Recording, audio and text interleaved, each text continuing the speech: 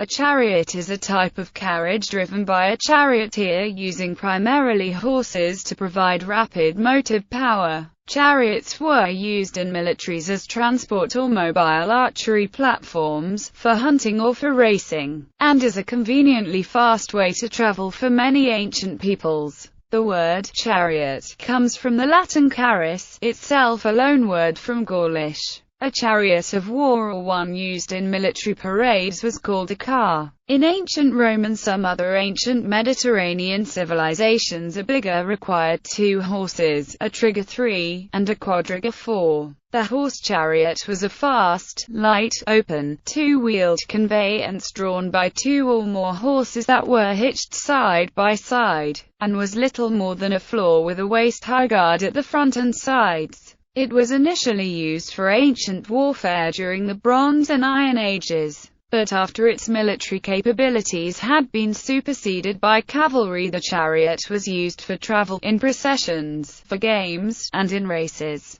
The critical invention that allowed the construction of light, horse-drawn chariots was the spoked wheel. The earliest spoke-wheeled chariots date to California, 2000 BC. The use of chariots peaked around 1300 BC. Chariots had lost their military importance by the 1st century AD. But chariot races continued to be popular in Constantinople until the 6th century Eastern Europe. The domestication of the horse was an important step toward civilization. An increasing amount of evidence supports the hypothesis that horses were domesticated in the Eurasian steppes approximately 4000–3500 BC. The invention of the wheel used in transportation most likely took place in Europe. Evidence of wheeled vehicles appears from the mid-4th millennium BC near simultaneously in the northern Caucasus, and in Central Europe. The earliest vehicles may have been ox carts.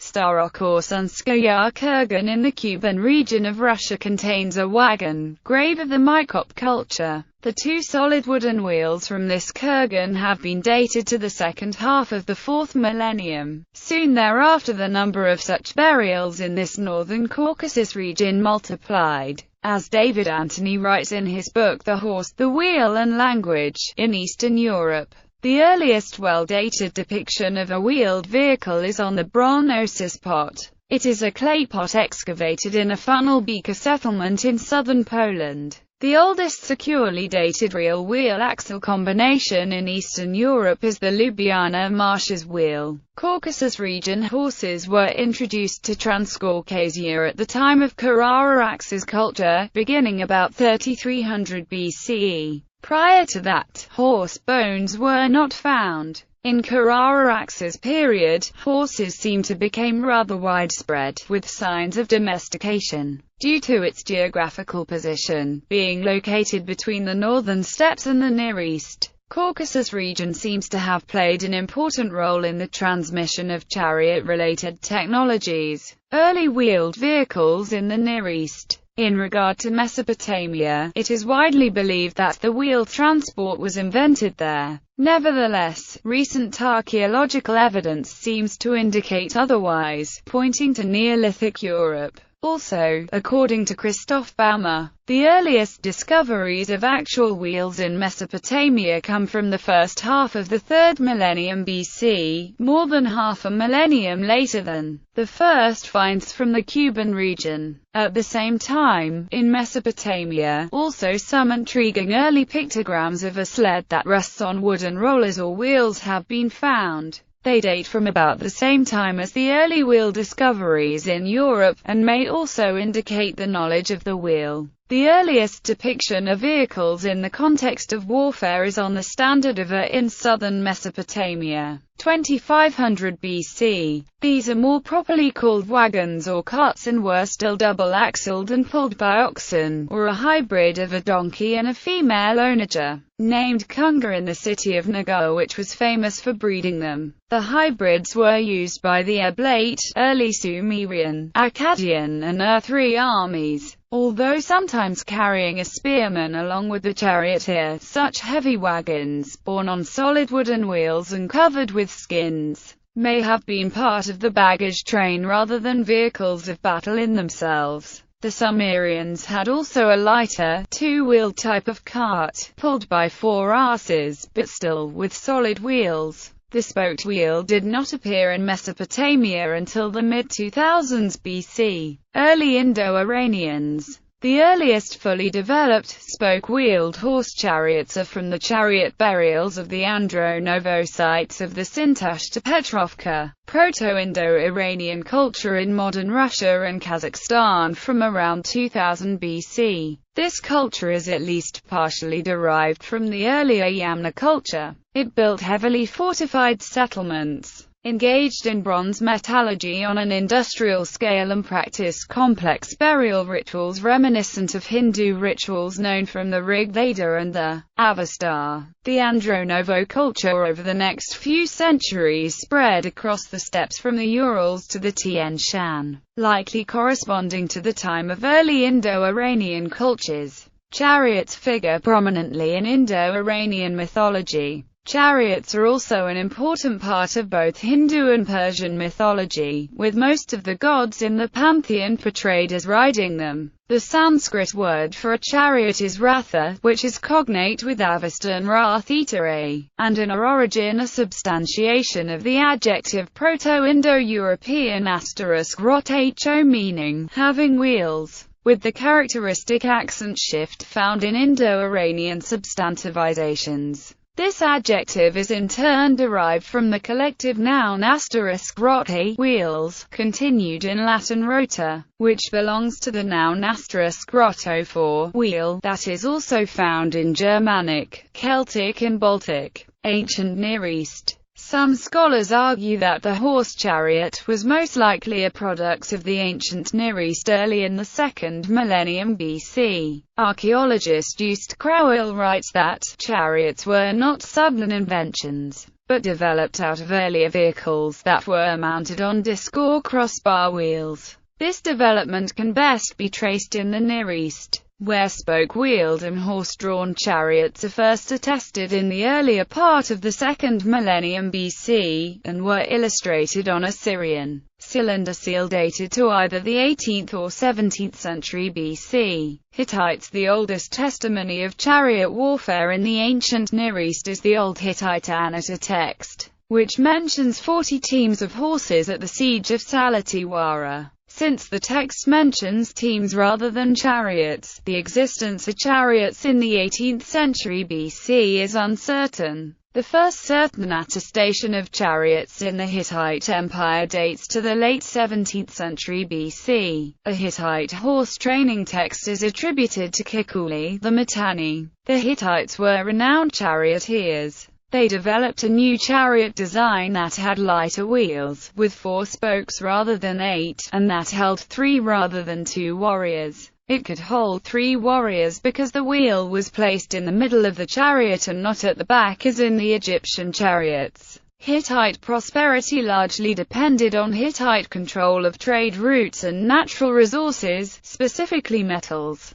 As the Hittites gained dominion over Mesopotamia, tensions flared among the neighboring Assyrians, Hurrians, and Egyptians. Under Suppiluliuma the Hittites conquered Kadesh and, eventually, the whole of Syria. The Battle of Kadesh in 1274 BC is likely to have been the largest chariot battle ever fought, involving some over 5,000 chariots. Egypt. The chariot and horse were introduced to Egypt by the Hyksos invaders in the 16th century BC and undoubtedly contributed to the military success of the Egyptians. In the remains of Egyptian and Assyrian art, there are numerous representations of chariots, which display rich ornamentation. The chariots of the Egyptians and Assyrians, with whom the bow was the principal arm of attack, were richly mounted with quivers full of arrows. The Egyptians invented the yoke saddle for their chariot horses in c. 1500 BC. The best preserved examples of Egyptian chariots are the 4 specimens from the tomb of Tutankhamun. Chariots can be carried by 2 or more horses.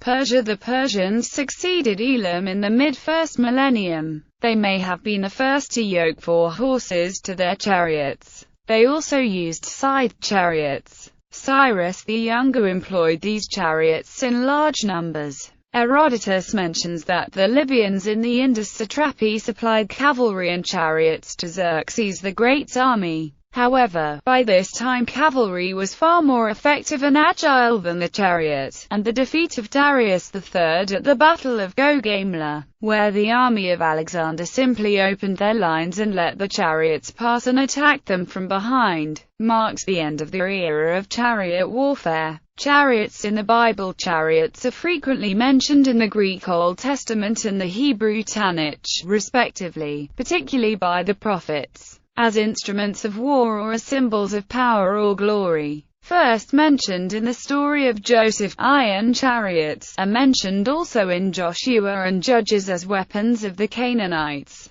1 Samuel chapter 13 verse 5 mentions chariots of the Philistines, who are sometimes identified with the Sea Peoples or early Greeks. Examples from the King James Version of Christian Bible include 2 Chronicles chapter 1 verse 14, and Solomon gathered chariots and horsemen, and he had 1,400 chariots, and 12,000 horsemen, which he placed in the chariot cities, and with the king at Jerusalem. Judges chapter 1 verse 19, and the Lord was with Judah, and he drave out the inhabitants of the mountain, but could not drive out the inhabitants of the valley, because they had chariots of iron. Psalms 20-7. Some trust in chariots and some in horses, but we trust in the name of the Lord our God. Song of Solomon chapter 1 verse 9. I have compared thee, O my love, to a company of horses in Pharaoh's chariots. Ezekiel chapter 26 verse 10. By reason of the abundance of his horses their dust shall cover thee. Thy walls shall shake at the noise of the horsemen, and of the wheels, and of the chariots, when he shall enter into thy gates, as men enter into a city wherein is made a breach. Isaiah chapter 2 verse 7. Their land also is full of silver and gold, neither is there any end of their treasures. Their land is also full of horses, neither is there any end of their chariots. Jeremiah chapter 4 verse 13. Behold, he shall come up as clouds, and his chariots shall be as a whirlwind. His horses are swifter than eagles. Woe unto us, for we are ruined. Acts chapter 8 verses 37-38. Then Philip said, If you believe with all your heart, you may. And he answered and said, I believe that Jesus Christ is the Son of God. So he commanded the chariot to stand still, and both Philip and the eunuch went down into the water, and he baptized him. Jezreel has been identified as the chariot base of King Ahab, and the decorated linchpin of Sisera's chariot was identified at a site identified as his fortress Haroshath Hagoyim, India. Chariots figure prominently in the Rig Veda, evidencing their presence in India in the 2nd millennium BC. Among Rigvedic deities, notably Ushas rides in a chariot, as well as Agni in his function as a messenger between gods and men. There are some depictions of chariots among the petroglyphs in the sandstone of the Vindhya range. 2 depictions of chariots are found in Mohanapahar, Mirzapur district.